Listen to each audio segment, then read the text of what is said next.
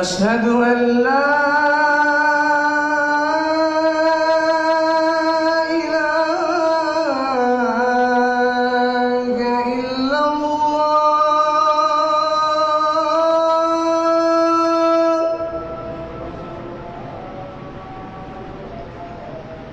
أشهد أن لا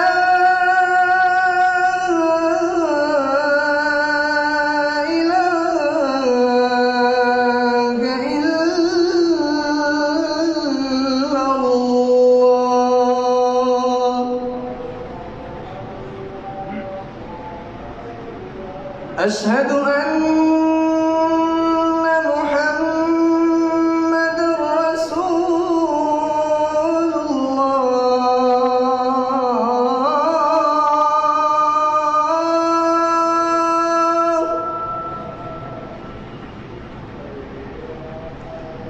أشهد أن محمد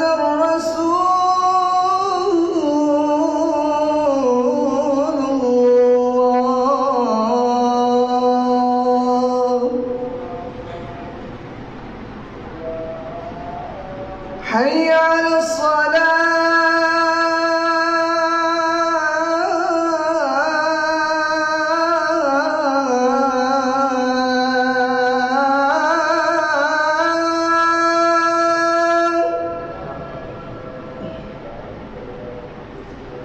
حي على الصلاة.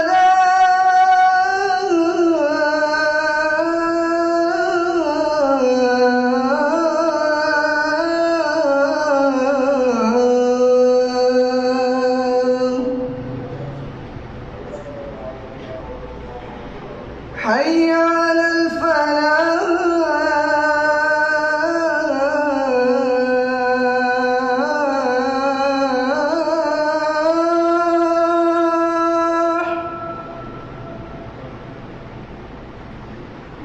حي على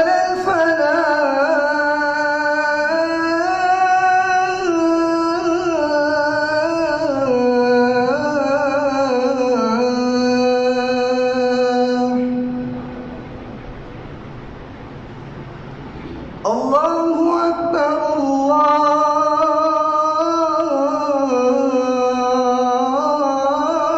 الله أكبر. لا إله إلا الله.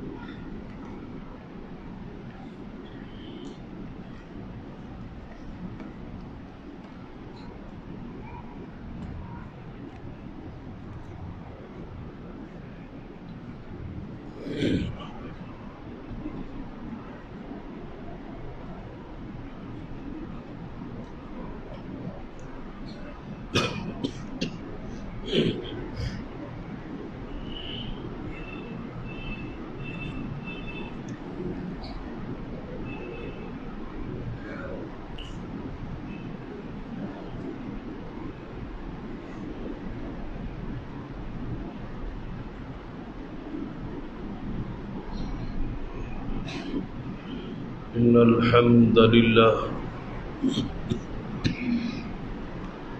نحمده ونستعينه ونستغفره ونعوذ بالله من شرور أنفسنا ومن سيئات أعمالنا من يهد الله فلا مضل له ومن يضلل فلا هادي له. أشهد أن لا إله إلا الله وحده لا شريك له وأشهد أن محمدا عبده ورسوله. أما بعد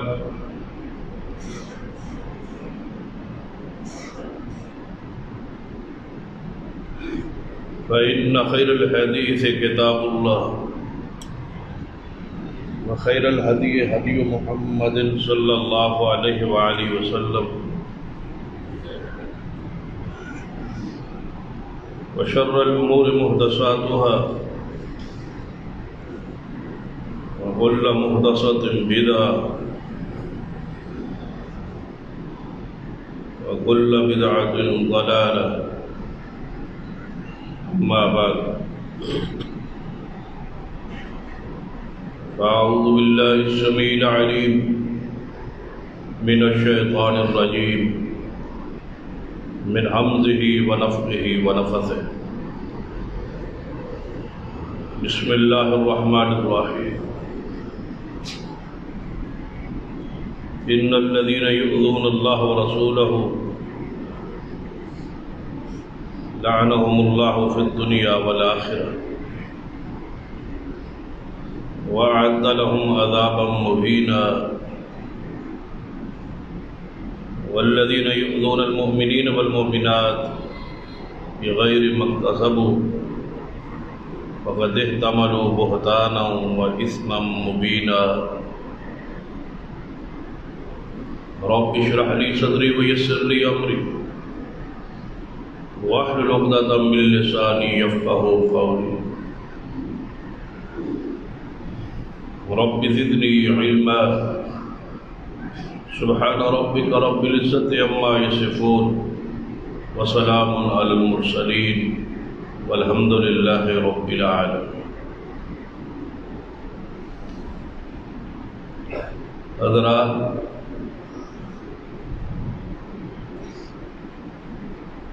جیسا کہ آپ علم میں ہے کہ کل ہم انشاءاللہ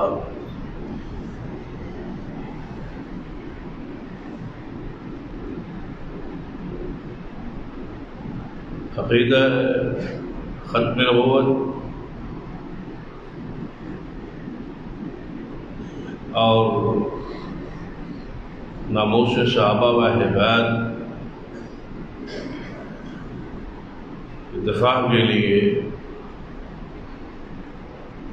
کانفرنس کرنے جا رہے ہیں.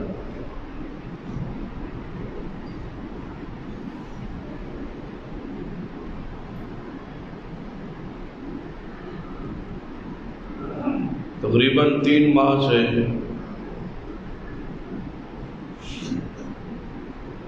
خطبات جمعہ کے موضوعات اصحاب رسول کے حوالے سے، ان کے دفاع اور عظمت کے حوالے سے جاری ہے.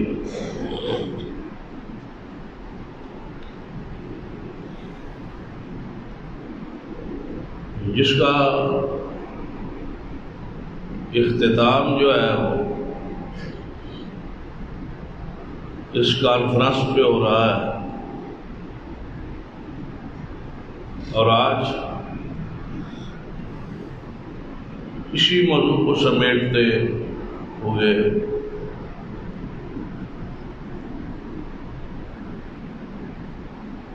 چند گزارشات ذرا غور فرمائیے.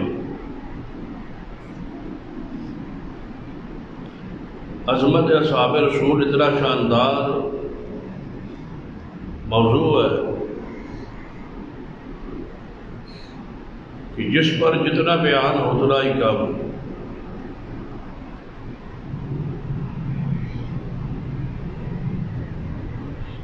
اور اصحاب رسول کی عظمت بیان کرنا اور ان کا دفاع کرنا یہ اللہ کی سنت. اتنا اہم موضوع تو ہے جس کا ذکر اور جس کی تفصیل، جس کے دلائل اللہ تبارک و تعالیٰ نے قرآن میں نازل کی. ہر لحاظ سے، ہر پہلو سے، ہر جہت سے صحابہ کرام کی عظمت اور عزت کا دفاع اللہ نے خود قرآن میں کیا ہے.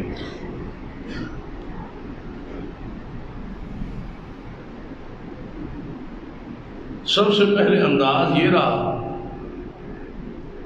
کہ اللہ تعالیٰ نے صحابہ کی عظمت اور دفاع کے لیے پہلے قرآن پاک میں ان کے فضائل مناقب بیان کی،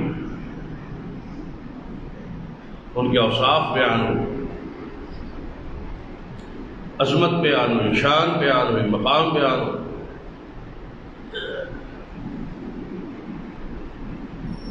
پھر صحابہ کرام رضوان اللہ علیہ مجمعین چونکہ معصوم نہیں تھے، ان سے کہیں نہ کہیں کوئی ایسا عمل سرزد ہو سکتا تھا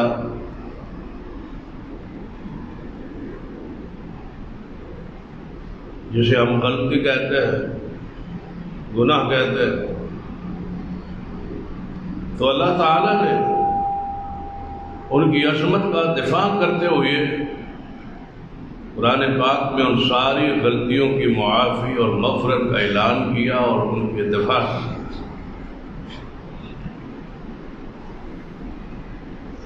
کہ اصحاب رسول مغفور ہے، بخشے ہوئے ہیں، ہم نے ان کی خطاؤں کو، غلطیوں کو بخش دیا ہے،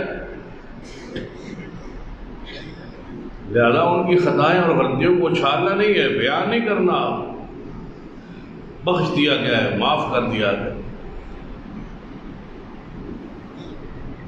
اور تیسرا انداز یہ تھا کہ اپنے حبیب جناب محمد رسول اللہ صلی اللہ علیہ وسلم کو اس بات کا پابند بنایا کہ اے محبوب استغفر لہم، ان صحابہ کے لیے مجھ سے آپ بھی مغفرت کی دعا کریں، سفارش کریں، آپ ان کے سفارشی بن جائیں، ان کے لیے دعائیں کریں۔ اور چوتھا انداز یہ تھا کہ صحابہ کرام رضوان اللہ علیہ مجمعین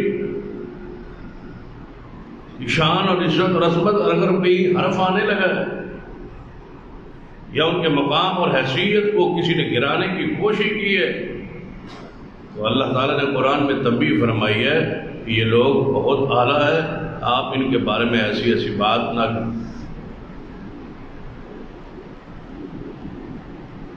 اور پھر صحابہ کے دفاع کا پانچواں انداز یہ تھا کہ اللہ تبارک و تعالیٰ نے دنیا کو بتلا دیا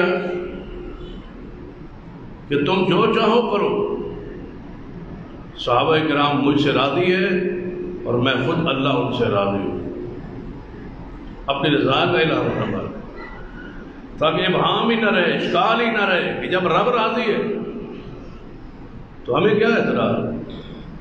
جب رب ان سے خوش ہے، رب ان سے راضی، اور قرآن میں خبر دے دی رضی اللہ عنہم ورضوا عنہ، اور حتیٰ کہ ان کے نام کا حصہ بنا دیا۔ یہ خبر صحابہ کے نام کا حصہ ہے کہ رضی اللہ عنہم ورضوا عنہ۔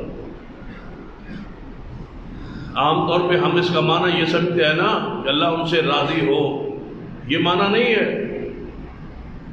یعنی یہ دعائیہ فکرہ اور جملہ نہیں ہے بلکہ خبریہ ہے، جس میں اللہ خبر دے رہا ہے کہ رضی اللہ عنہم ورضوا عنہ، کہ جن کا ذکر ہو رہا ہے صحابہ کرام، ان سے میں اللہ راضی ہوں اور وہ مجھ سے راضی۔ چھٹا انداز صحابہ کی عزت اور عظمت کے دفاع کا، میں چاہتا ہوں کہ آج اس موضوع کو کلوز کرتے ہوئے اجمالی نظر ان تمام خطبات پر پڑ جائے جو ہم نے 3 ماہ میں بیان۔ چھٹا انداز یہ رہا کہ ان لوگوں کی نشاندہی کی اللہ نے جو صحابہ کے منکرین تھے، جو صحابہ کے گستاخ تھے، جو صحابہ کو برا جانتے تھے، جو صحابہ کرام کے بارے میں دل میں اپنا بغض اور ناز رکھتے تھے۔ اللہ تعالیٰ نے ان کی نشاندہی کی ہے کہ یہ لوگ کتنے برے ہیں اور یہ کتنے ملعون لوگ ہیں جنہوں نے میرے پیغمبر کی جماعت کو برا کہا، اور پھر ان کا رد کیا، ان پر لعنت برسائی ہے، اور پورے اہل ایمان کو حکم دیا ہے بذریعہ مصطفیٰ علیہ السلام کہ ایسے لوگوں کو دیکھو تو ان پر لعنت کی، اللہ کی رحمت سے دوری کی خبر دے دو۔ اللہ نے ان پر لعنت کر دی ہے جو پیغمبر رحمت جناب محمد رسول اللہ صلی اللہ علیہ وسلم کے اصحاب کو، آپ کی جماعت کو برا کہے۔ امام ابن کثیر رحمہ اللہ نے فرمایا کہ رافضی جو ہے یہ منقوص القلوب ہے، ان کے دل الٹے ہیں۔ جو لوگ ممدوح ہیں، جو لوگ قابل تعریف ہیں، جن لوگوں کی فضائل بیان کرنے تھے، یہ انہیں برا کہتے ہیں، اور جن لوگوں کی مذمت کرنی تھی ان لوگوں کو یہ اچھا کہتے ہیں۔ قابل تعریف لوگوں کی مذمت اور قابل مذمت لوگوں کی تعریف، یہ ان کا مذہب ہے، یہ ان کا عقیدہ ہے۔ تو صحابہ کرام کا دفاع اللہ کی سنت، جس عمل میں ہم جا رہے ہیں، جس پہ ہماری کوشش ہے، جس پر ہماری محنت ہے، جس پر ہماری کانفرنس ہے، جس پہ ہمارا پروگرام ہے، جس پر ہمارا خرچ ہے، یہ اللہ کی سنت ہے کہ صحابہ کرام کی عظمت اور دفاع کا کیا جائے، اور اس کے بغیر ہمارا ایمان اور اسلام اور دین مکمل نہیں ہو۔ یہ اللہ کی سنت۔ اسی واسطے اللہ تبارک و تعالیٰ 600 سے زائد آیات صحابہ کرام کی شان پہ نازل کی، تاکہ دنیا کو پتہ چلے کہ صحابہ کا کتنا بلند مقام۔ صرف ان واقعات پر ذرا اجمالی نظر توڑائی جو قرآن میں بیان ہو، ان واقعات، ان احادیث کو ذرا سامنے اپنی نظروں میں رکھی۔ آئی صحابہ کرام رضوان اللہ علیہم اجمعین، شروع میں ہی قرآن پاک کے آغاز میں اللہ تعالیٰ نے دفاع کو شروع کر دیا، اور فرمایا فَإِنْ آمَنُوا بِمِثْلِ مَا آمَنْتُمْ بِهِ فَقَدِ اهْتَدَوْا۔ صحابہ کے دفاع کے لیے سب سے پہلی اور بنیادی آیت ہی یہ ہے کہ میں قیامت تک اس بندے کا ایمان قبول کروں گا جس بندے کا ایمان صحابہ جیسا ہو۔ میں بتاؤ، جو معیار بن رہے، جو کسوٹی بن رہے، جو میزان ٹھہر رہے، جو نمونہ ٹھہر رہے، جن کے ساتھ میرا اور آپ کا ایمان ملایا جائے گا، ان جیسا ہوگا تو قبول ہے، اگر ان جیسا نہیں ہے تو قبول نہیں ہے۔ کیسے ہو سکتا ہے کہ ان کے اندر ہی یہ خصلت اور یہ مقام اور یہ ایمان موجود نہ ہو؟ مثلاً آپ کسی بھی دکاندار سے 1 کلو کوئی چیز خریدتے ہیں تو ترازو میں تکڑی میں کیا کرے گا؟ دوسری طرف 1 کلو کا وزن رکھے۔ اگر اس طرف 1 کلو کا وزن نہ ہو، کم ہو، تو ساری زندگی بھی وہ لگا رہے تو اس کے برابر وہ تول نہیں سکتے۔ 1 کلو ایک طرف چیز تولنی ہے، دوسری طرف 1 کلو کا پتھر موجود نہیں ہے، اس کے ساتھ 1 کلو تول نہیں سکتا، ممکنات بھی نہیں، کیونکہ 1 کلو کا جو وزن ہے، جو پتھر ہے، وہ معیار ہے 1 کلو کو تولنے کا۔ صحابہ کا ایمان معیار ہے پوری کائنات کے ایمان کو تولنے کا۔ اگر وہ ہی صحیح نہیں ہے تو بتلاؤ اس کے ساتھ تولے گا تو؟ اس کا معنی ہے کہ ایمان پھر ہے ہی نہیں۔ جو قرآن، دین، حدیث، رسالت، یہ سب کچھ نعوذ باللہ کچھ بھی نہیں ہے۔ کن کی گواہی پر آپ محمد رسول اللہ کو مانتے ہیں؟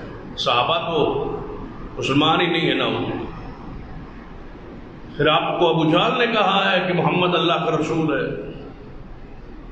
آپ کو عتبہ شیبہ نے بتلایا، کافروں نے بتلایا کہ محمد مصطفیٰ اللہ کے رسول ہے۔ جب آپ تابعین اور رسول اللہ کے درمیان ایک گیپ کر رہے، صحابہ کو جماعت سے، ایمان سے، عقیدے سے، گروہ سے، جماعت سے نکال رہے، ایک طرف رسول اللہ ہے، ایک طرف تابعین ہے، یا تابعین کے بعد تبع تابعین ہے، یا ان کے بعد آج سے قیامت تک ساری امت ہے، اور ادھر رسول اللہ ہے۔ درمیان میں پل اور کردار اور ان کو ملانے والے رسول اللہ سے کون ہے؟ اگر 1 صدی درمیان سے ہٹ گئی، صحابہ ہٹ گئے، بتاؤ یہ امت رسول اللہ تک کیسے پہنچی؟ کس پل کو گرا رہے؟ کن ہستیوں کے پیچھے یہ لوگ پڑے؟ کن کے ایمان پر یہ بحث ہو رہی؟ قربان جائے دنیا جو اپنے آپ میں ایماندار کہلاتی ہے وہ اس جماعت کے ایمان پر مناظرہ مباحثہ کر رہی ہے جن کی وجہ سے ساری دنیا کو ایمان نصیب ہوا۔ وہ صحابہ کرام، درمیان صحابہ ہٹ جائیں تو کیا رہ جاتا ہے اسلام، دین، شریعت؟ یہ قرآن کی گواہ تو صحابہ ہے، قرآن نہ رہا، ہر حدیث کے راوی تو صحابہ ہیں، صحابہ نہ رہے تو حدیث ختم ہے۔ یہ آسان لفظوں میں کہا کرتا ہوں، جو کلمہ پڑھ کے آپ مسلمان ہوتے ہیں ذرا وہ کلمہ آپ سنائیں۔ کون سا کلمہ دنیا پڑھتی ہے؟ اشہد ان لا الہ الا اللہ واشہد ان محمد رسول اللہ، یا یہ کلمہ پڑھتی ہے لا الہ الا اللہ محمد رسول اللہ۔ یہ سار جو کلمہ ہم پڑھ کے مسلمان ہوتے ہیں، یہ کہاں لکھا ہے؟ یہ کہاں لکھا ہے یہ کلمہ طیبہ؟ حدیث میں۔ اور حدیث کس کی ہے؟ رسول اللہ کی۔ اور رسول اللہ سے یہ کلمہ سن کے ہم تک کس نے پہنچایا؟ صحابی رسول نے۔ درمیان سے صحابی نکالو اور کلمہ پڑھ کے دکھاؤ کلمہ کیسے پہنچتا ہے۔ یہی تو صحابہ ہے۔ میری اور آپ کی کیا حیثیت ہے؟ نبی علیہ السلام کے دور میں، آپ کی موجودگی میں اصحاب رسول سے ایسی ایسی باتیں ہوئی جس سے رسول اللہ کو تکلیف پہنچی، لیکن اللہ نے رسول اللہ کو روک دیا کہ میرے اپنی جماعت کو، اپنے صحابہ کو برا نہیں کر، ان سے کوئی خطا غلطی ہو جائے تو میں نے معاف کر دی ہے، آپ بھی ان کے لیے معافی مانگیں، ان کے لیے استغفار کریں۔ جب رسول اللہ کو اجازت نہیں ہے بدلاؤ بلا اور کون ہو سکتا؟ کیا وہ واقعہ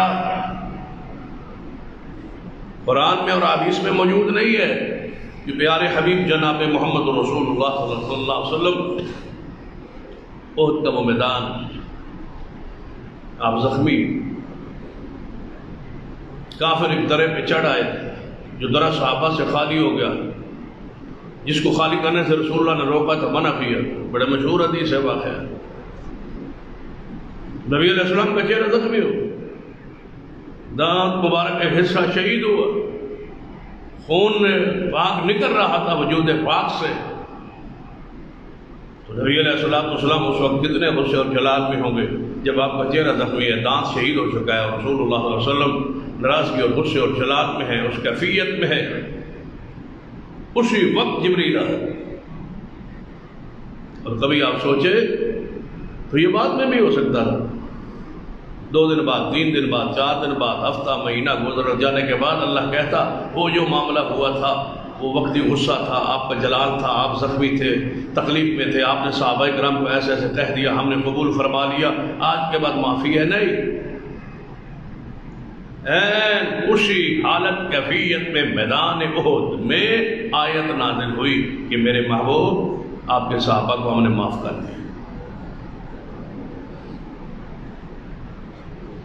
اللہ نے معاف کر دیا ہے، اور آپ سے اللہ کہہ رہا ہے واعف عنہم واستغفر لہم وشاورہم فی الامر، ان کے لیے آپ بھی معافی، انہیں درگزر کریں، ان کے لیے مجھ سے دعائیں کریں، اور ان کو آئندہ اپنے مشاورت میں شامل رکھیں، اپنی حیثیت ان کی برقرار رہے، ان کو اپنے مقام سے گرانا نہیں ہے، پیچھے نہیں کرنا کہ آج کے بعد تم سے مشورہ نہیں لینا، یا تمہاری جماعتی حیثیت جو ہے وہ تنزلی کی طرف پیچھے کی طرف گئی ہے، تم نے اتنی بڑی خطا کر دی ہے، فرمایا نہیں، ہم نے معاف کر دیا ہے، اور ان کے مقام کو نیچے لے جانے کا بھی آپ کو اختیار نہیں۔ یہ رسول اللہ سے بات ہو رہی ہے، میری اور آپ کی کیا حیثیت؟ عام انسان کا حالت کیفیت کیا ہے؟ اور وہ واقعہ بھی ذرا اپنے ذہن میں رکھے تاکہ صحابہ کے دفاع کا موضوع آپ کے ذہن میں اس کی اہمیت، حساسیت، دشمنان اسلام، دشمنان رسول، دشمنان اصحاب رسول کی یہ خواہش اور چاہت ہے کہ اسلام ختم ہو، اور اسلام کے ختم کرنے کا انہوں نے یہ طریقہ اختیار کیا ہے کہ محمد کے صحابہ کے ایمان پر باس اتنی ہو، اتنی جرح ہو کہ دنیا پکار اٹھے کہ یہ جب صحابہ ٹھیک نہیں ہے تو ان کا دین بھی ٹھیک نہیں۔ ذرا آپ اندازہ کریں، اگر آپ سے کوئی کہے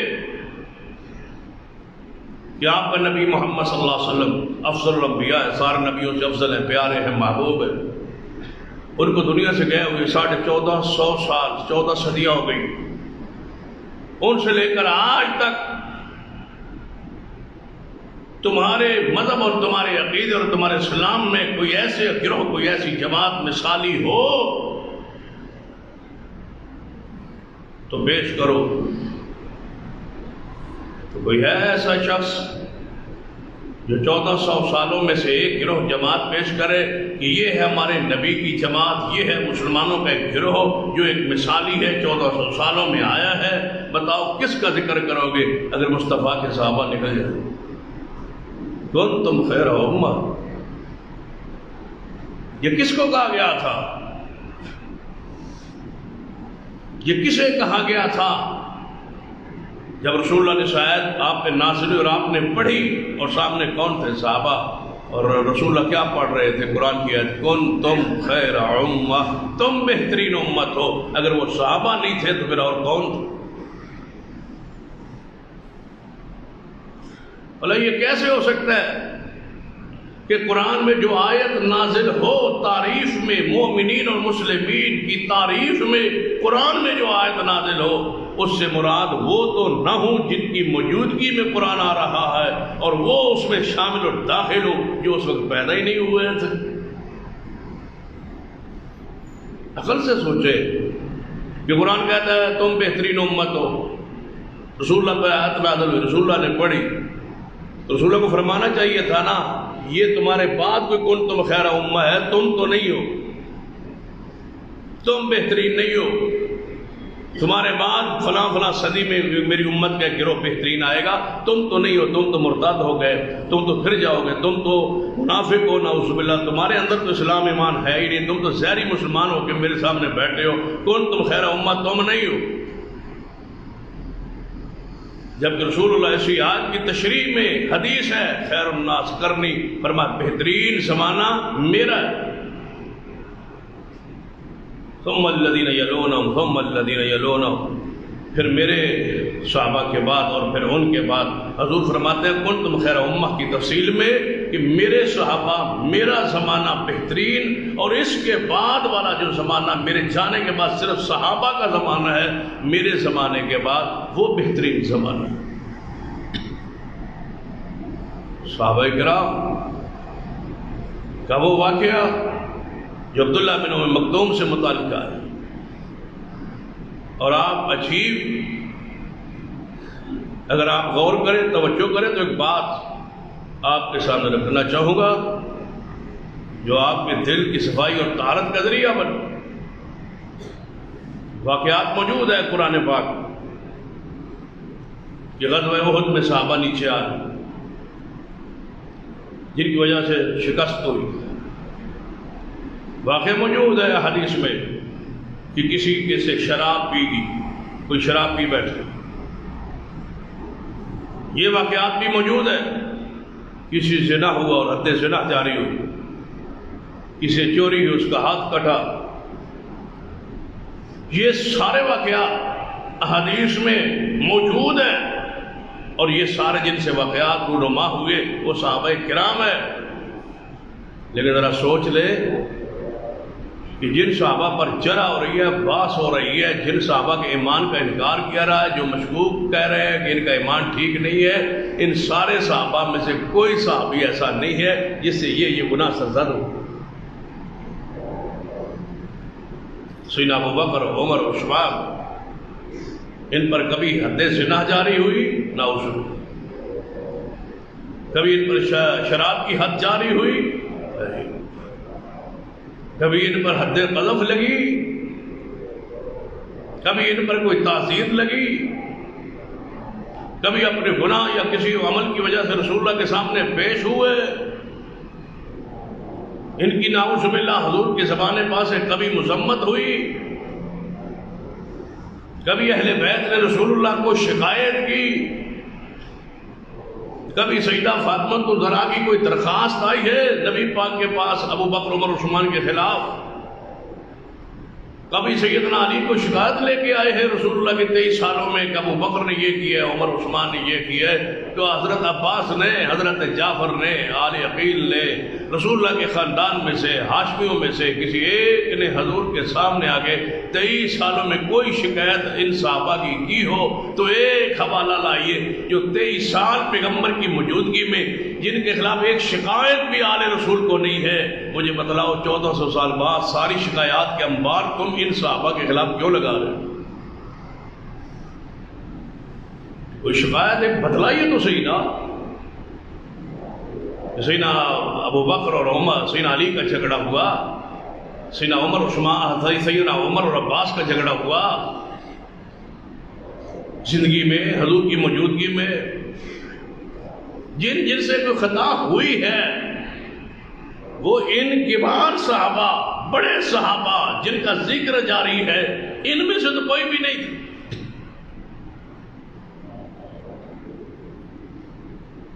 اگر کہیں حضرت مصطفیٰ سے خطا ہوئی، سیدنا حاتم سے خطا ہوئی، ولید بن عقبہ رضی اللہ تعالیٰ عنہ سے باتیں آپ روایات میں ملتی ہے، ماعز بن مالک کے بارے میں حدیث موجود ہے، یہ ساری روایات جن صحابہ کے بارے میں کوئی ایسی ہیں تو زیادہ سے زیادہ اگر کوئی باس کرتا، کوئی چھیڑتا، کوئی بیان کرتا، کوئی بغض رکھتا، کوئی اناد کینہ رکھتا تو ان چند صحابہ کرام کے خلاف اکٹھے ہوتے نا کہ ان سے یہ ہوا ہے۔ لیکن جن صحابہ کرام کا تم انکاری ہو، ان سے تو کوئی خطا ہوئی نہیں، یہ تو قبائل سے محفوظ ہے اور مغفور ہے، بخشے ہو۔ وہ نبینا صحابی کا واقعہ ذرا دل میں رکھ کہ صحابہ کا موضوع اور دفاع کا معاملہ کتنا حساس ہے۔ ہم کیوں لڑ رہے ہیں، کیوں جھگڑ رہے ہیں، کیوں اپنے آپ کو حساس بنا رہے ہیں، کیوں رد کر رہے ہیں؟ شوق نہیں ہوتا، ذوق نہیں ہوتا، یہ ایمان کا مسئلہ ہوتا ہے، رب سے معاہدے کا مسئلہ ہوتا ہے، یہ کلمے سے وفا کا معاملہ ہوتا ہے۔ آپ کا کاروبار ہو اور اس کاروبار میں کوئی بندہ مداخلت کرے تو آپ برداشت نہیں کرتے، آپ صبر نہیں کریں گے، آپ کہیں گے نہیں میرا معاملہ ہے، میری غیرت کا معاملہ ہے، میرے مال کا معاملہ ہے۔ اللہ کے بندو، یہ ایمان کا مسئلہ ہے۔ جو اس مقام اور شیٹ پہ منصب پہ ہوتا ہے وہ جانتا ہے کتنا مقام اس کی حساسیت۔ کسی بندے کو شوق ہوتا ہے کہ اپنے آپ کو دکھوں میں، مصائب میں، تکالیف میں پائے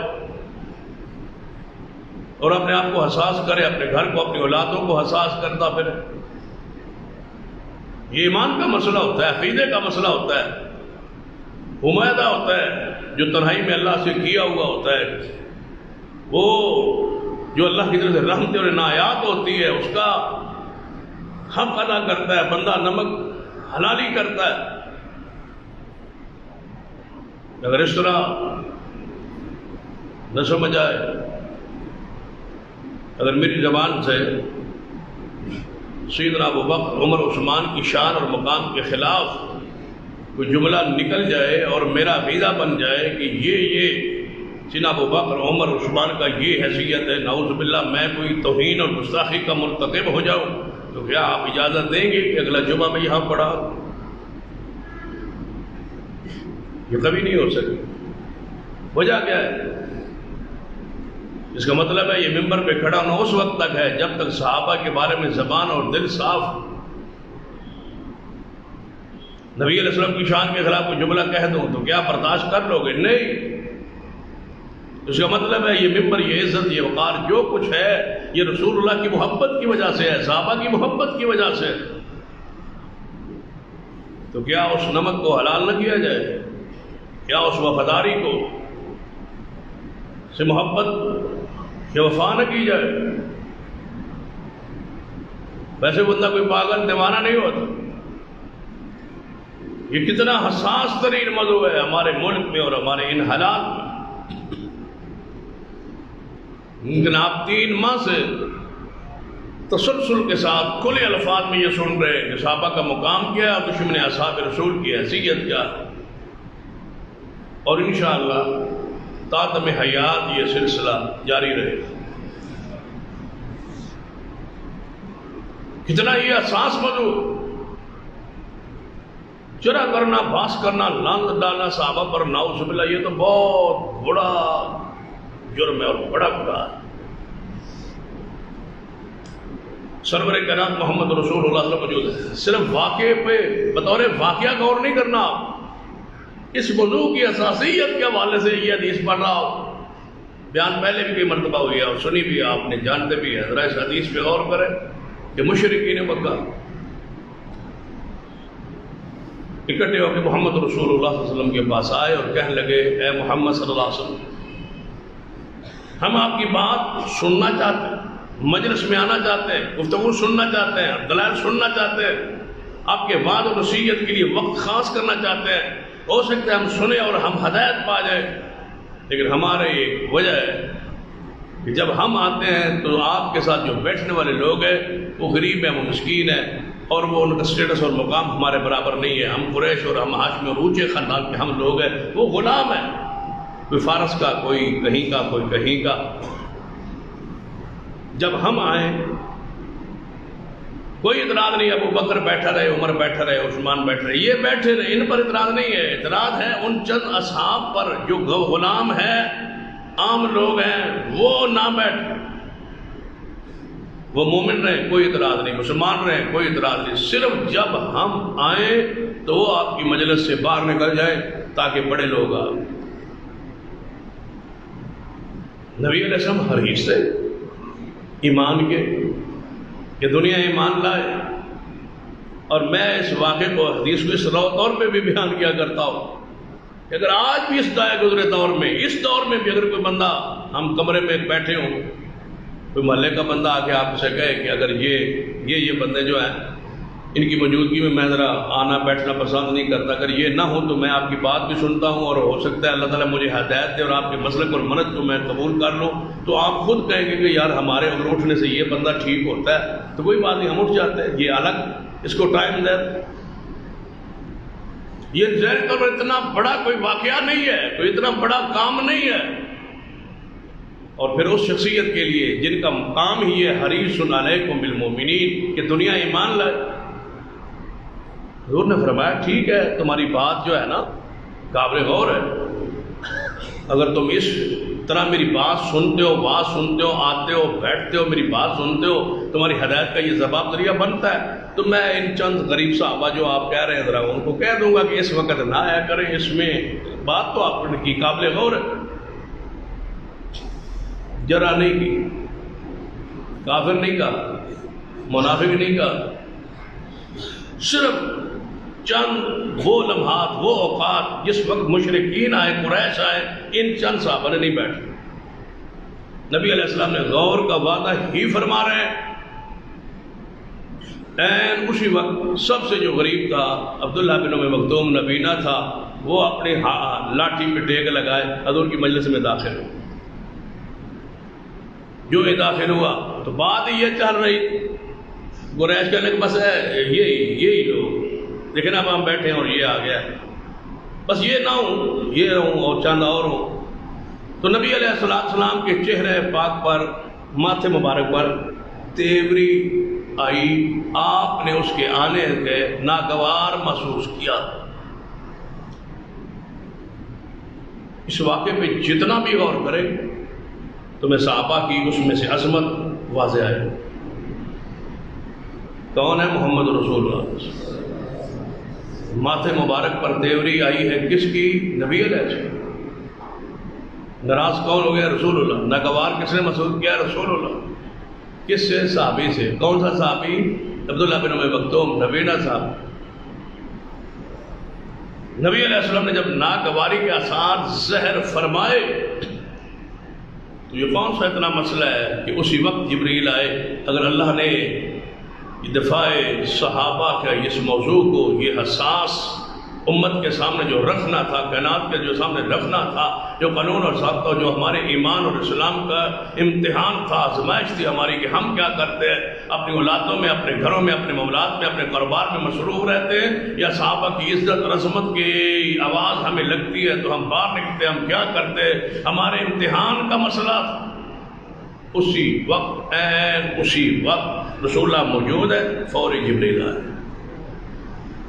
فرمایا محبوب، رب کہتا ہے ماتھے پر تیوری آپ نے کیوں چڑھائی؟ جب صحابی کو آپ نے دیکھا تو آپ کے ماتھے مبارک پر تیوری کیوں چڑھی؟ ناگوار آپ نے محسوس کیوں کیا؟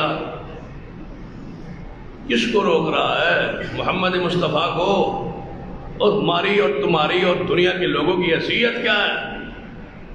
ان کے بارے تو ایسا ہے بندہ ان کو جو کچھ کہہ سکے اور کر سکے وہ کر گزرے۔ عام آدمی اور ابو بکر عمر عثمان پر باس، یہ تو کافر بھی جرأت نہیں کرتے تھے۔ وہ کہتے ہیں کہ یہ بیٹھے رہے بڑے بڑے، یہ نہ رہے جو عام ہیں، جو عام صحابہ ہیں، جو غریب صحابہ ہیں، جو پردیسی صحابہ ہیں، جو مالدار نہیں ہے، غلامی سے آئے، ان کو نہ بیٹھنے دیں۔ رب نے ان پر جرا کو برداشت نہیں کیا، رسول اللہ کو روک دیا اور تنبیہ کر دی ہے، اور ہم برداشت کریں ابو بکر عمر عثمان پر اور امی عائشہ پر۔ فرمایا بابو ماتھے مبارک پر تیوری کیوں آئی؟ 18 آیات نازل ہوئی۔ عبس وتولى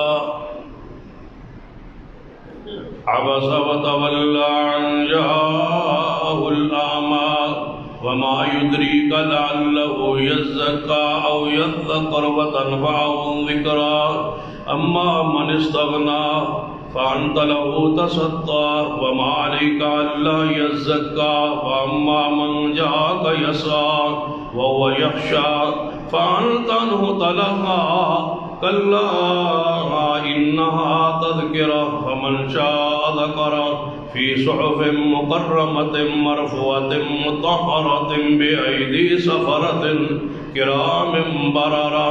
اے میرے محبوب نبینا صحابی آپ کے سامنے آیا، آپ کے ماتھے مبارک پر تیوری کیوں چڑھائی؟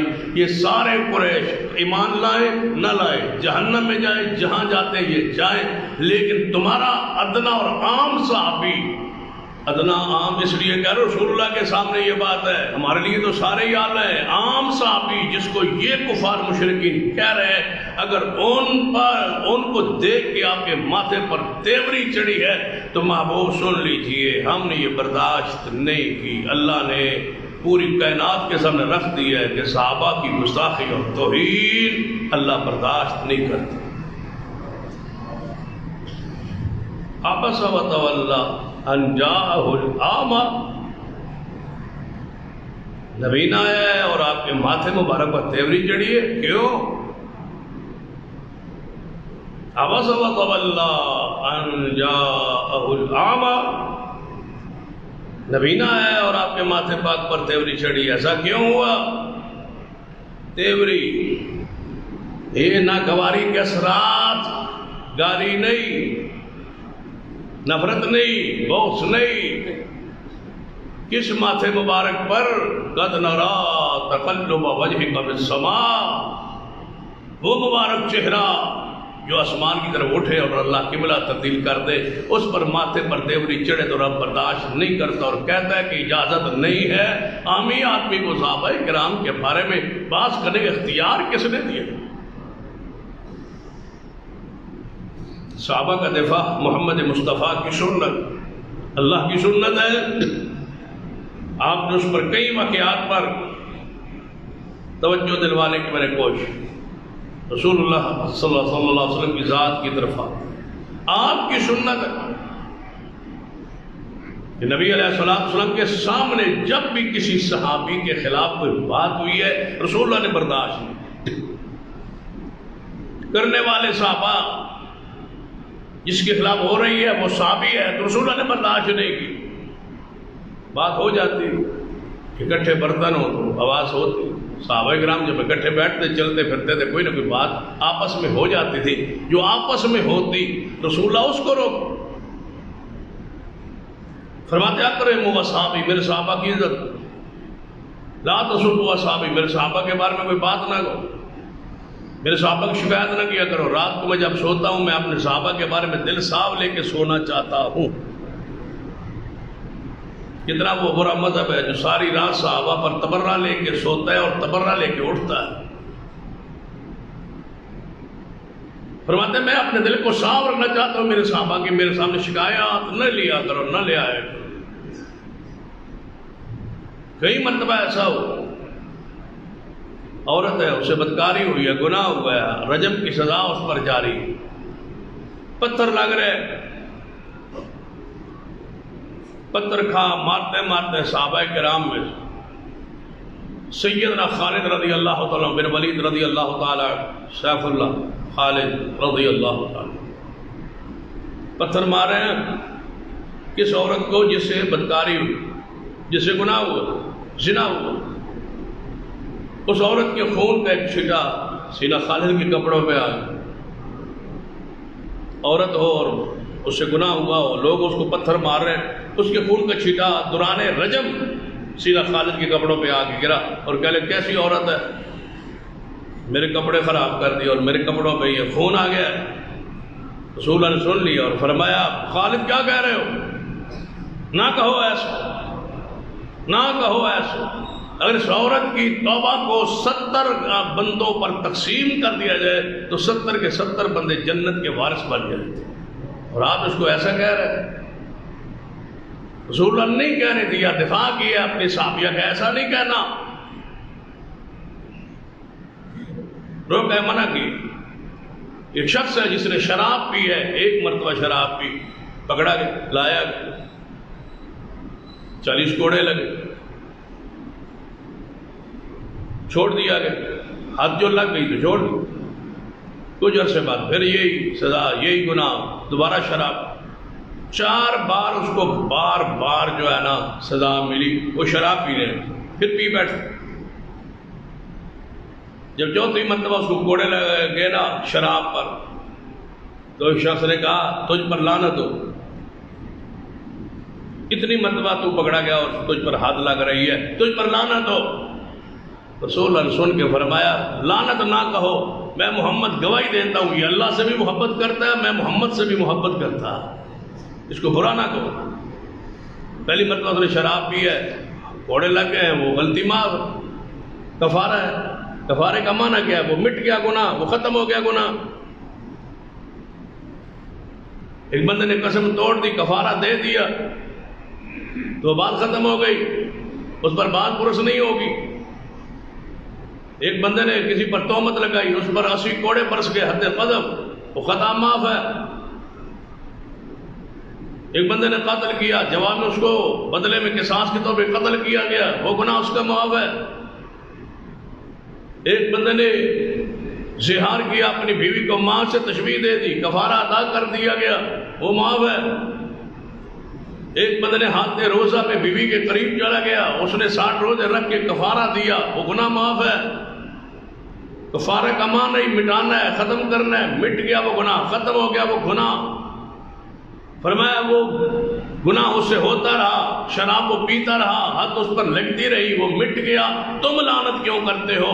میں محمد گواہی دیتا ہوں اس کے دل کے اندر کی جو گواہی ہے وہ یہ ہے کہ یہ اللہ سے بھی محبت کرتا ہے، مصطفیٰ سے بھی محبت کرتا ہے۔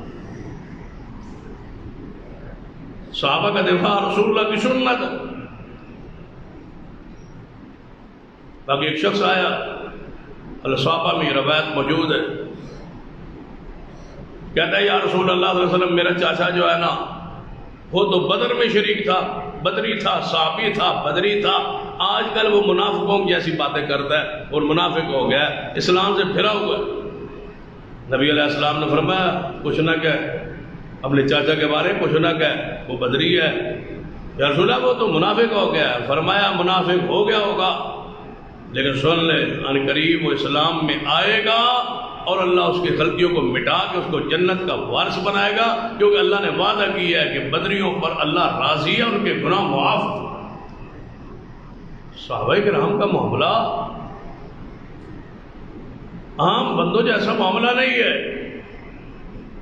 کہ ان کی توہین اور گستاخی کو برداشت کر لیا جائے۔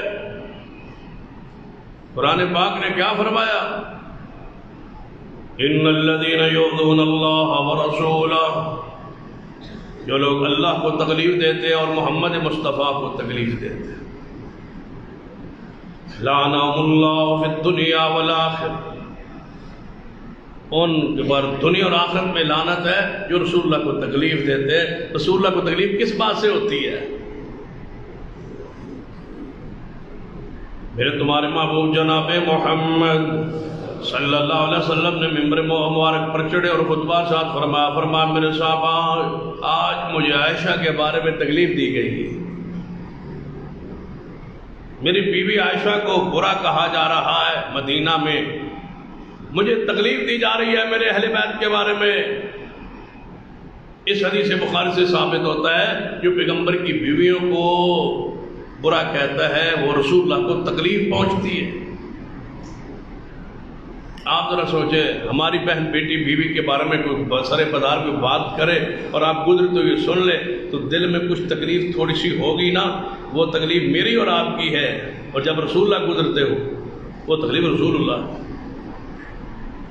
اور اس پر وہ ذرا حدیث رکھے نا کہ نبی علیہ السلام فرمایا یہ چھپکلی جو ہے اس کو مارو۔ یا رسول اللہ کی اس کی وجہ کیا، علت کیا ہے؟ فرمایا جب یہ ابراہیم علیہ السلام آگ میں تھے نا تو یہ پھونک مارتی تھی آگ، حالانکہ اس کے پھونک مارنے سے آگ بڑی نہیں، لیکن کیڑے کی نیت اور فطرت میں یہ داخل تھی کہ میں نبی کو تکلیف پہنچاؤں۔ وہ کیڑا واجب القتل ہے جو نبی کو تکلیف دینے کا ارادہ کرے چاہے دے نہ سکے۔ اور سب سے بڑی تکلیف یہ ہے کہ رسول اللہ کسی صحابی کو برا کہہ کے حضور کو تکلیف دی جائے۔ فرمایا میرے اہل بیت کے بارے میں مجھے تکلیف دی جا رہی ہے، میری عائشہ کے بارے میں یہ بات کہہ کہ مجھے تکلیف دی جا رہی ہے، تو قرآن کی آیت پڑھ رہا ہوں کہ جو شخص اللہ اور اس کے رسول کو تکلیف دیتا ہے لعنہ اللہ فی الدنیا والآخرہ، دنیا اور آخرت میں اس پر لعنت، اور لعنتیں برس رہی ہیں آپ دیکھ رہے ہیں۔ اصل ہم سوچتے نہیں ہیں نا، ہم مصروف ہیں کاروباری معاملات میں، ہمیں کوئی فکر نہیں ہے اسلام کی، دین کی، شریعت کی۔ اگر سوچتے ہوتے تو ہمیں نظر آتا کہ ان پر لعنتیں برس رہی ہیں جو اصحاب رسول کی گستاخ و توہین کرنے والے ہیں۔ ان کی عادات، ان کی فطرت، ان کی حالت کیفیت قرآن میں موجود ہے۔ میں نے قرآن پاک کو اس رنگ میں درد دیکھا ہے تو 25 کے قریب منافقین کی جو علامتیں ہیں وہ قرآن میں بیان، کیونکہ منافق وہ ہوتا ہے جو اوپر سے تو کلمہ پڑھے اندر اسلام ایمان نہ ہو، اعتقادی منافق۔ ایک تو ہوتا ہے عملی نفاق، وعدہ توڑ دیا، جھوٹ بولا، یہ عملی ہے۔ ایک ہے اعتقادی نفاق کہ دل میں رسول اللہ پر ایمان ہی نہ ہو، یقین ہی نہ ہو، صحابہ پر ایمان ہی نہ ہو، یقین ہی نہ ہو، یہ اعتقادی منافقت، یہ ہے وہ جہنم کے نیچے والے گڑھے میں لوگ۔ جو شمار جو گنتی میں نے کی ہے اس کے مطابق 25 کے قریب منافقین کی علامتیں قرآن پاک میں موجود ہیں۔ پھر غور کریں، 25 کے قریب علامات منافقین قرآن پاک میں موجود ہے، جن کو میں نے شمار کیا ہے، گنا ہے، اور پھر شمار کر کے گن کے ساری علامتیں میں نے توجہ کر کے اس پہ غور کیا ہے کہ رافضیوں میں کون کون سی علامتیں ہیں، تو جو مجھے سمجھ آئی ہے 25 کی 25 منافقوں کی علامتیں ساری کی ساری اس گروہ میں موجود ہیں۔ معمولی کوئی برا گروہ ہے جس کو نظر انداز کر دیا جائے اور جس کا ذکر ہی نہ ہو۔ ہمارے جیتے جی تو ایسا نہیں ہو سکتا۔ صحابہ کرام کی تعریف و توصیف جاری رہے گی اور ان منافقین کا رد ہوتا رہے گا جنہوں نے اصحاب رسول کو دکھ دیے۔ یہ گروہ آج کا نہیں ہے، یہ عبداللہ بن سبا سے شروع ہے، یہ ابو جہل سے شروع ہے، عتبہ شیبہ سے شروع ہے۔ وہ جو رسول اللہ کے ساتھ کے خلاف تھے اسی طرح یہ صحابہ کے منکر تھے اس وقت سے لے کر آج۔ نبی علیہ السلام نشاندہی کر دی تھی کہ جو عثمان کے رضی اللہ عنہ کے خلاف گروہ نکلے گا، آپ نے فرمایا تھا وہ منافق ہو، ان کے دل میں ایمان نہیں ہوگا۔ تو یہ وہی دھڑا ہے، وہی گروہ ہے جو چلا ہے مختلف روپوں میں، مختلف انداز میں۔ اس وقت اور انداز تھا، آج اور انداز ہے۔ اب ان کے اصول، مذہب کے اصول، ضابطے سارے طے ہو گئے، ایک گروہ کی شکل اختیار کر گیا ہے۔ یہ وہی علامتیں پڑھ کے دیکھ، وہ 25 علامات کا اگر میں 2-3 خطبات کو تقاضا کرتے، یہ چند ایک کتاب کے سامنے رکھ دیتا ہوں تاکہ تھوڑی پڑتال آسان ہو جائے۔ میتھ کا سوال کرتے ہیں نا تو پھر پیچھے استاد سمجھاتے ہیں، میں پڑتال کر کے تمہیں وہی پتہ چل جائے گا جواب سے کہ میرا سوال ٹھیک ہے یا غلط۔ قرآن پاک کی یہ اگر آپ علامات پڑھ لیں اور خود تمہارا ضمیر یہ کہے گا کہ یہ علامات کس گروہ میں موجود، وہ علامات پڑھ. روزہ اس وقت یہودی بھی رکھتے تھے اور مسلمان بھی رکھتے تھے، آج بھی یہودی رکھتے ہیں، مسلمان بھی رکھتے ہیں. لیکن یہودیوں اور مسلمانوں کے روزے میں فرق افطاری کے وقت ہوتا ہے.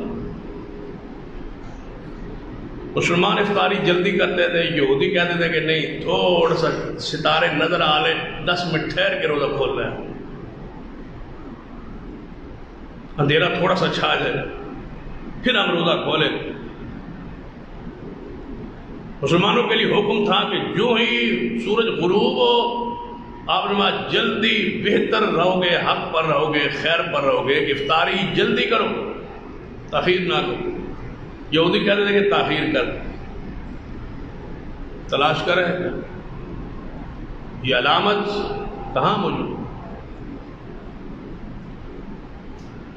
وہ سحری جلدی بند کرتے تھے، روز کھانا بند جلدی کرتے تھے سحری یہودی. مسلمان فرمایا لیٹ، سحری میں تاخیر کرو. یہودی جلدی کرتے ہیں، تم تاخیر کرو. وہی سلسلہ آج تک جاری ہے. 10 منٹ پہلے روزہ بند کر دیں گے اور 10 منٹ بعد کھولیں. یہ کن کی علامات؟ قرآن پاک پڑھی،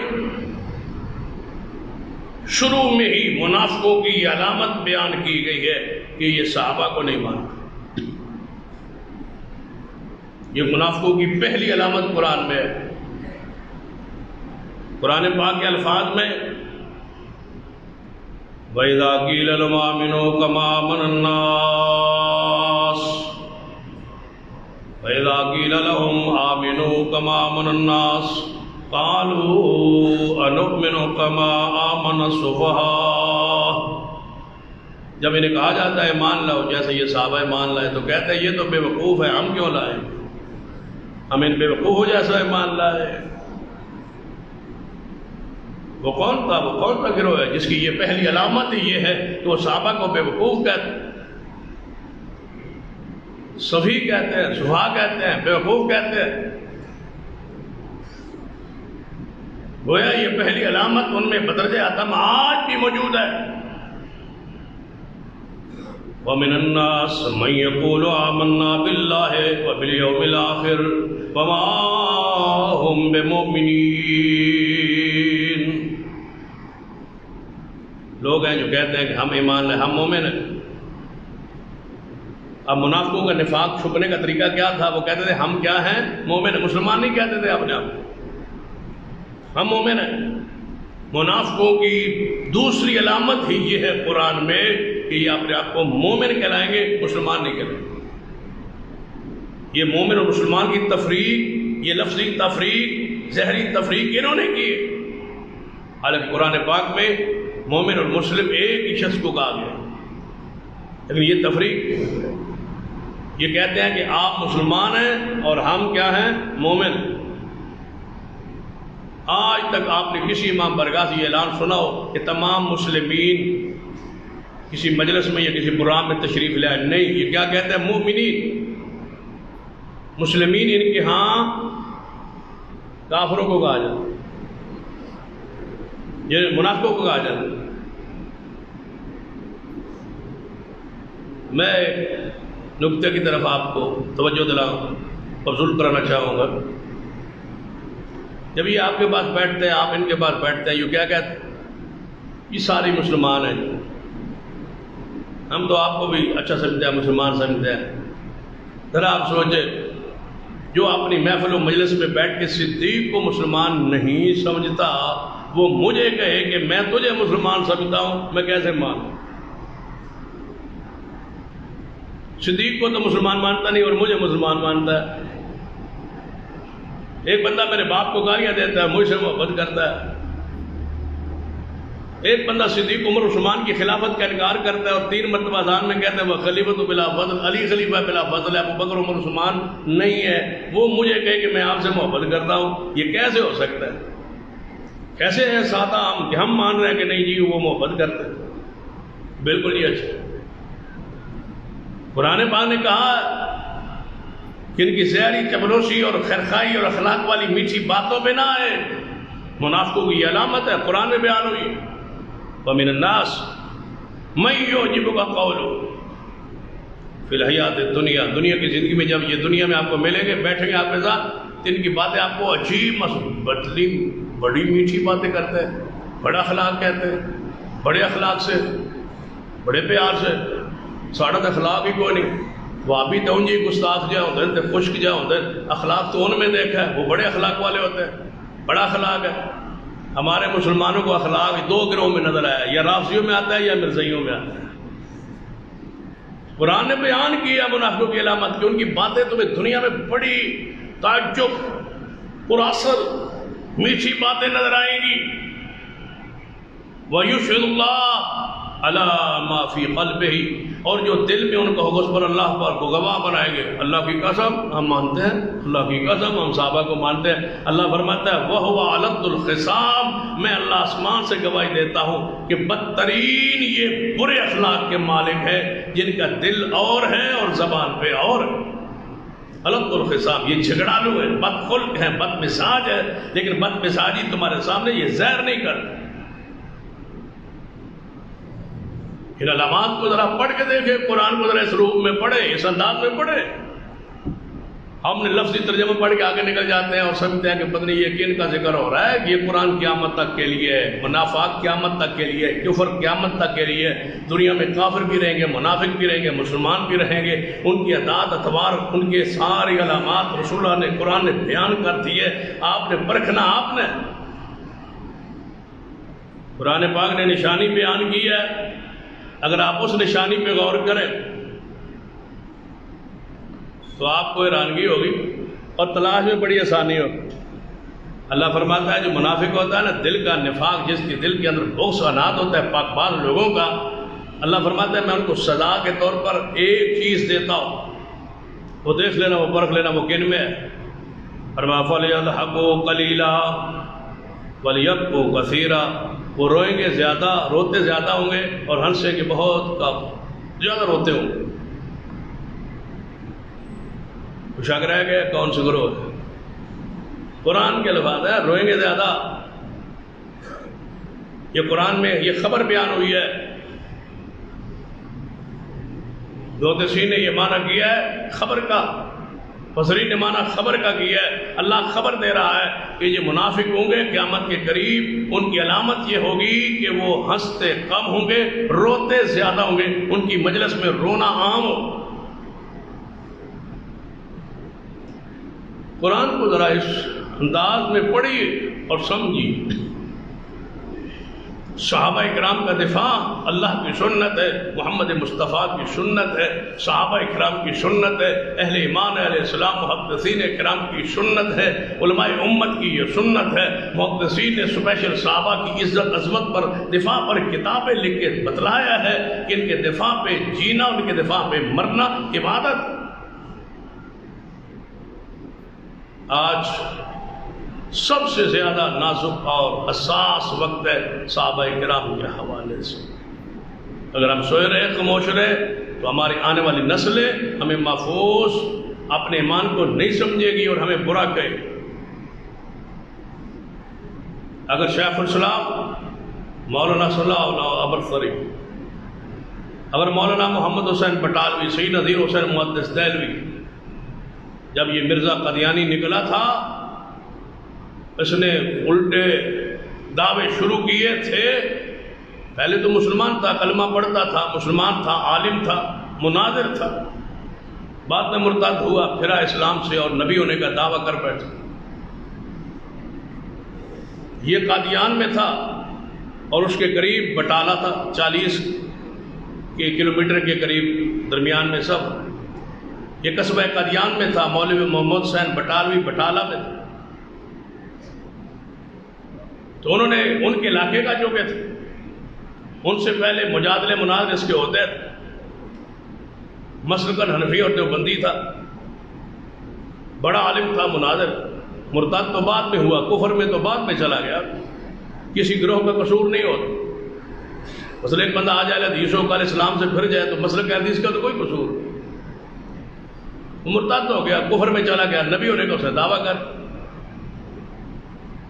تو مولوی محمد حسین بٹالوی رحمۃ اللہ علیہ نے یہ سمجھا کہ یہ بہت بڑا فتنہ ہے، اس کے خلاف اس کے عقائد کو لکھا ایک فتویٰ ترتیب دے کے 200 کے قریب علماء کرام کو اس دور میں گھروں میں جا کے ٹرینوں پر پیدل سفر کر کے 200 علماء سے مل کے دستخط کروائے کہ مرزا قادیانی مسلمان نہیں، یہ کافر ہو چکا ہے، مرتد ہو.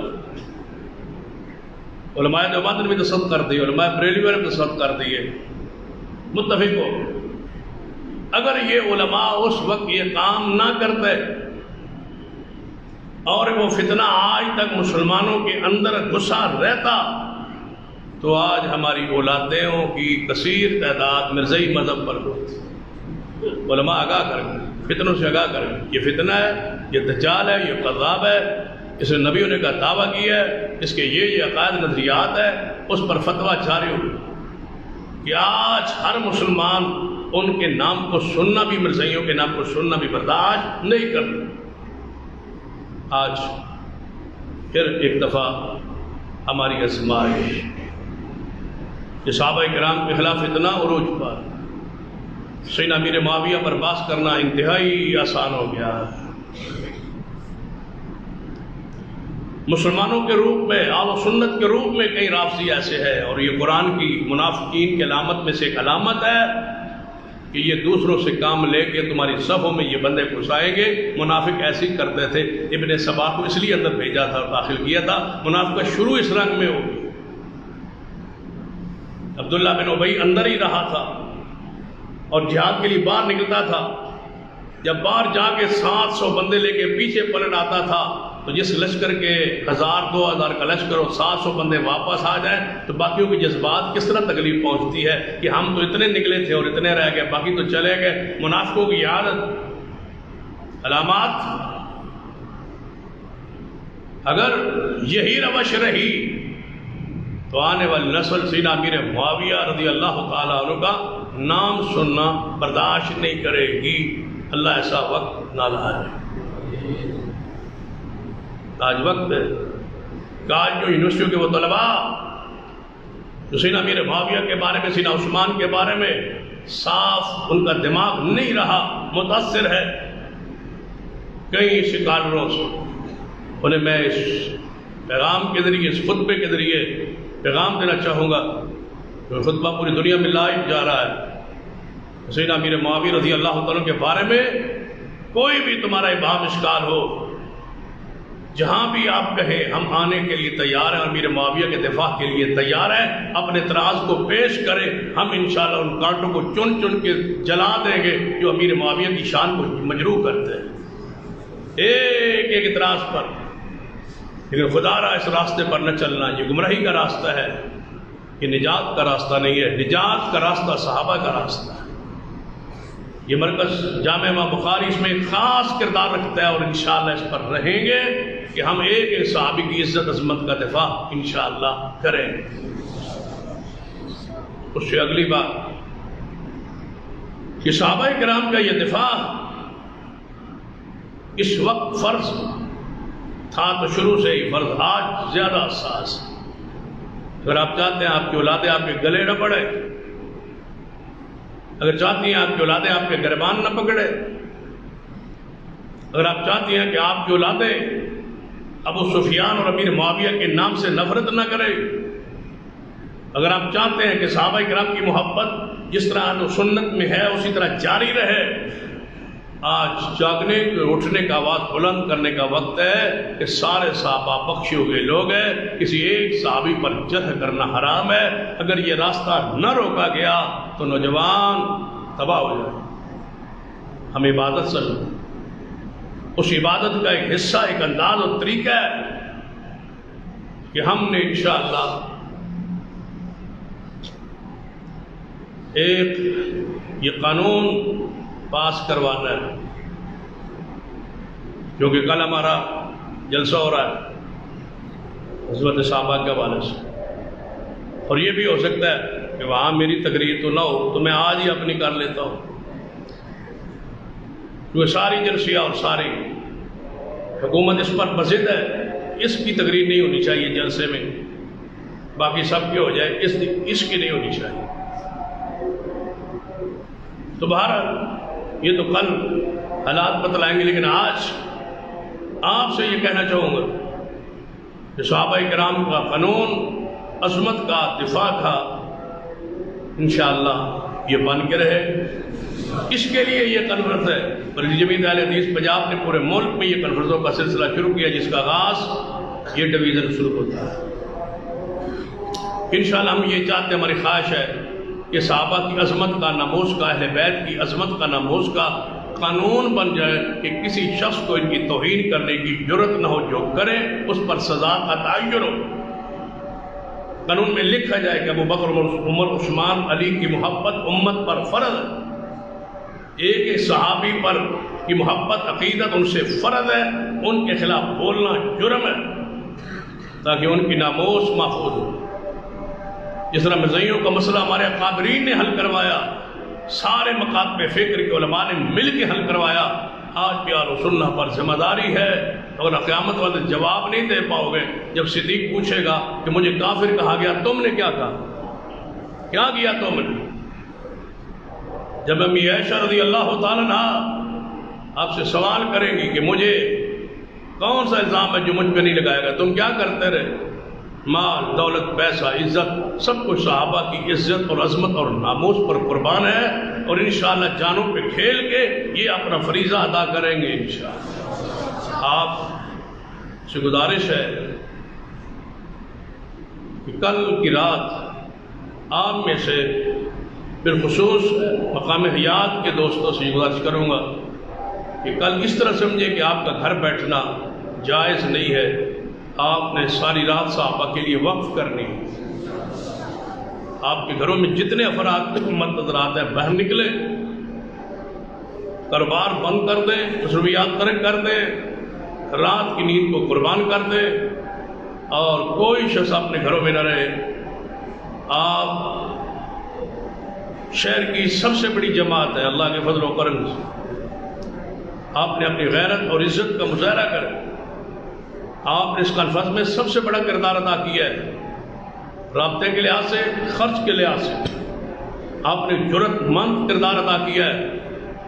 اس پر میں اپنے دوستوں کو سلام پیش کرتا ہوں، اور امید رکھتا ہوں کہ کل انشاءاللہ کوئی اہل و سنہ، کوئی اہل الحدیث، کوئی اس جماعت سے متعلق شخص کل اپنے گھر میں نہیں رہے گا۔ ہم صحابہ کی عزت کے لیے کل انشاءاللہ رات قربان کریں گے انشاءاللہ، سبھی دوستوں سے بغیر کسی استثناء کے۔ یہ نہ ہو کہ پرسوں میں کسی دوست کو ملوں اور پوچھوں کہ آپ کانفرنس کیسی ہوئی، تو آپ میں تو جا ہی نہیں سکا۔ یہ نہ جا سکنے والی بات ناقابل برداشت ہو۔ صدیق اور عمر، عثمان کی عظمت اور ناموس کو یہ پہریداری کی ضرورت، اور آپ ہم سوئے رہے، یہ نہیں ہو سکتا۔ آپ نے یہ کال کی رات قربان کرنی ہے، اور انشاءاللہ یہ جلسہ ہوگا، انشاءاللہ پروگرام ہوگا۔ ڈویژن پر سے جو ہے وہ سینکڑوں بسیں جو ہے وہ قافلے انشاءاللہ تیار ہو چکے ہیں، اور یہ آل الحدیث کا ڈویژن کی سطح پر تاریخ ساز جلسہ ہوگا انشاءاللہ۔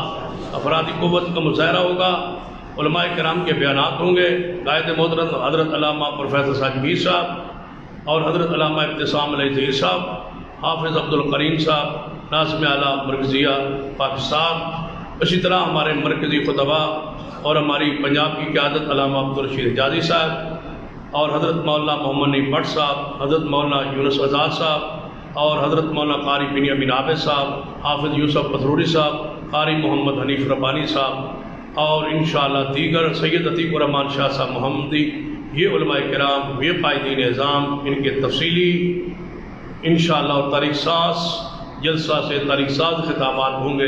مجھے امید ہے کہ آپ تشریف لائیں گے اور صحابہ کی عظمت میں اپنا حصہ قدموں کے ذریعے، اخلاق کے ذریعے، وقت کے ذریعے ڈالیں گے، اور دعا کروں گا کہ اللہ اس محبت کے بدلے، اس رات کے قربان کرنے کے بدلے اللہ تجھے قیامت والے صدیق عمر کا ساتھ دے۔ سیدنا انس بن مالک فرمایا کرتے تھے کہ میں رسول اللہ سے محبت کرتا ہوں، میں ابو بکر عمر سے محبت کرتا ہوں، اور مجھے امید ہے کہ اللہ تعالیٰ میرا حشر انہی سے کر دے گا، تو میں آپ کو گواہ بنا کے یہ کہتا ہوں، یا اللہ ہم تیرے نبی سے ابو بکر، عمر، عثمان و علی سے محبت کرتے ہیں، اللہ ہمارا حشر انہی سے فرما دے، اللہ ہمارا ساتھ ان سے قیامت والے دن ہمارا ساتھ، ہمیں ان کا ساتھ نصیب فرما دے۔ اور کیونکہ یہ پوری دنیا میں آواز جا رہی ہے، اس لحاظ سے ان تمام دوستوں کو جہاں تک میری یہ آواز پہنچے ان سے اسپیشل گزارش کروں گا کہ کل آپ جہاں جہاں پر بھی ہے اس کانفرنس کو کامیاب کرنے کے لیے آپ سرگودا کا رخ کریں، یہاں پہنچیں تاکہ یہ تاریخ ساز اجتماع ہو۔ اللہ مجھے اور آپ کو توفیق دے۔ اقول قولی ھذا واستغفر اللہ لی ولکم ولسائر المسلمین۔